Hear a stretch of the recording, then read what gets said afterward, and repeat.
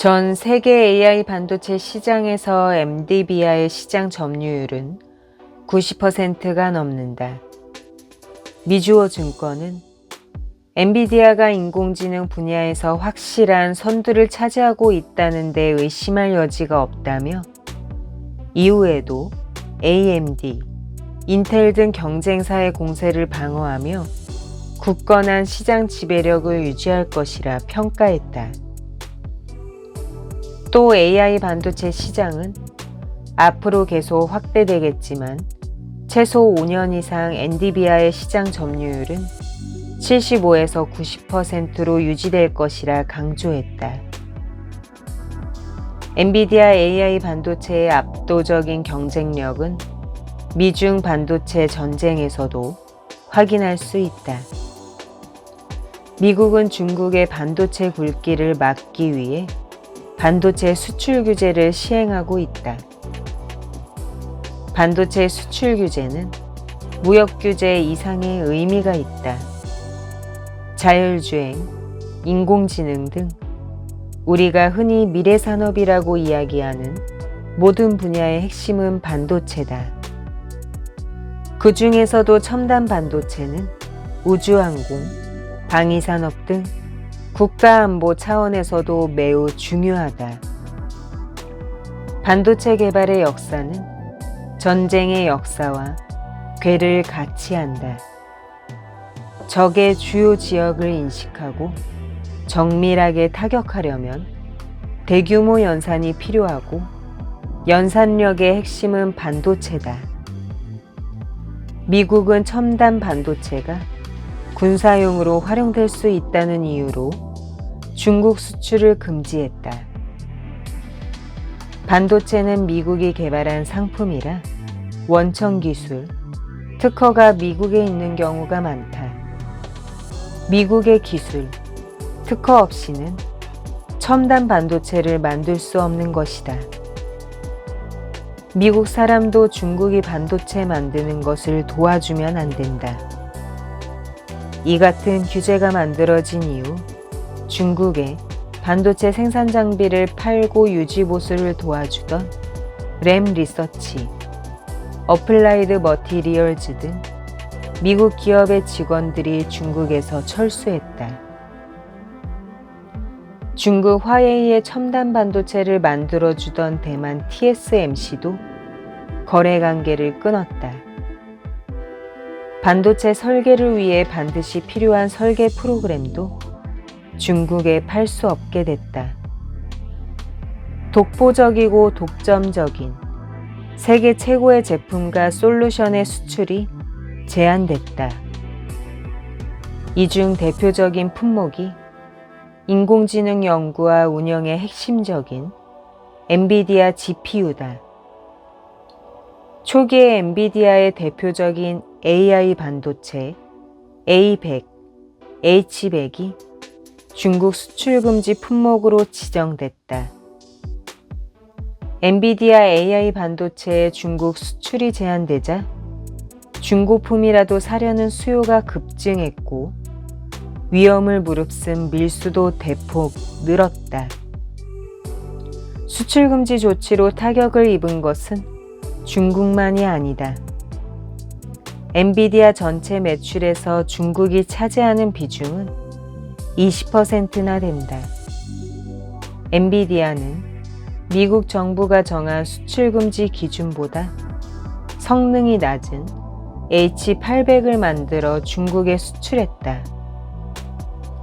그랬더니 미국 정부는 H800의 수출도 금지시켰고 최근에는 HBM 판매 자체를 금지한다는 뉴스도 나오고 있다. 중국에도 AI 반도체를 만드는 기업이 수십, 수백 개가 있다.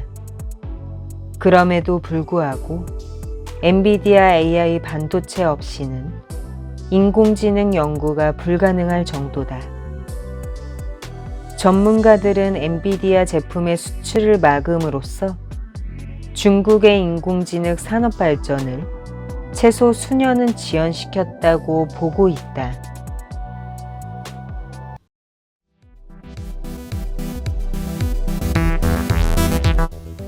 2021년 하반기부터 네이버는 초거대 언어 모델을 위한 본격적인 서비스 프레임워크를 개발해 왔다. 네이버 클라우드는 자체 모델을 가지고 있기 때문에 모델을 직접 학습하며 최적화를 할 수 있었다. AI 모델 기획, 제작부터 서비스를 위한 최종 하드웨어 최적화까지 AI 기술의 모든 단계를 직접 다루는 풀스택 최적화를 통해 서비스의 비용과 퀄리티를 최적화할 수 있는 전 세계 몇 안 되는 기업이다. 많은 기업들이 초거대 언어 모델을 이용해 돈을 벌고자 하지만 서비스에 대한 이해와 경험이 없거나 백본 모델을 직접 만들지 못하거나 관련 소프트웨어 최적화 능력 없는 경우가 많다. 각 분야에서 능력 있는 엔지니어를 확보하고 충분한 경험과 인프라를 회사 내에 두고 모두가 깊이 있는 최고의 역량을 갖춰 수직적으로 쌓아 올리는 것은 네이버와 같은 기업도 달성하기 쉬운 미션이 아니다. 사실 처음에는 초거대 언어 모델을 빠르게 처리해 소비자들에게 검색 포털과 같은 응답 시간을 제공하는 것이 필요하다고 생각했다. 하지만 챗GPT의 등장과 함께 놀라운 성능과 대화하는 듯한 인터페이스가 사용자들에게 충분히 의미가 있게 어필하는 모습을 보면서 즉각적인 응답 시간이라는 제약에서 벗어나 서비스를 실질적으로 제공할 수 있는, 즉 시간당 처리할 수 있는 데이터량 위주의 최적화를 진행해 오고 있다. 그래서 네이버 팀이 생각한 첫 번째 핵심적인 도전은 HBM을 쓰지 않는 것이다. 현재 초거대 언어 모델을 운영하는데 가장 치명적인 병목은 메모리 속도이고 현재 가장 빠른 메모리는 HBM이 명확하다. 가장 좋은 기술임은 분명하지만 비용을 낮추는데 한계가 있고 무엇보다 전력을 많이 소모할 수밖에 없다. 그래서 일반적으로 가장 많이 사용하고 전력 소모가 적은, 전력 사용이 제한적인 모바일에서 사용하는 D램을 사용하는 것이 최선이라고 여기고 있다. 두 번째 도전은 경량화를 통해 메모리 속도 문제를 극복하는 것이었다. 모델 압축 방법은 실제로 서비스 성능의 가속으로 연결되지 않는 경우가 많다는 문제가 있다. 모델 압축률이 유난히 높은 방법들이 특히 그렇다. 모델 압축률이 너무 높아지면 자연스럽게 연산의 병렬성이 깨지면서 가속 효율이 나빠지는 경우가 많이 생긴다. 결국 연구 수준에서 검증된 압축 방법을 서비스를 실현하는 단계에서는 포기할 수밖에 없는 것이 현재 상황이다. 높은 압축률과 압축 후의 성능 효율 개선, 이 두 가지를 동시에 얻어낼 수 있다면 초거대 언어 모델 서비스 시 카드당 전력 소모를 획기적으로 줄이는 AI 반도체를 만들 수 있다. 서버당 전력을 2kW대까지 줄일 수 있다면 어떻게 될까? 그리고 그 서버의 성능이 고성능 GPU 서버의 성능과 크게 다르지 않다면 어떻게 될까? 장비 비용과 상면 비용, 그리고 전력 비용을 합쳐서 총 비용이 구해지고 이는 곧 토크당 서비스 단가와 직결된다. 저전력 고성능 반도체로 인하여 그 토큰당 단가를 세 가지 측면에서 모두 크게 떨어뜨릴 수 있는 기회를 찾는 것이고, 이는 곧 바로 모든 초거대 언어 모델 파생 서비스들의 비용 절감으로 이어질 것이다.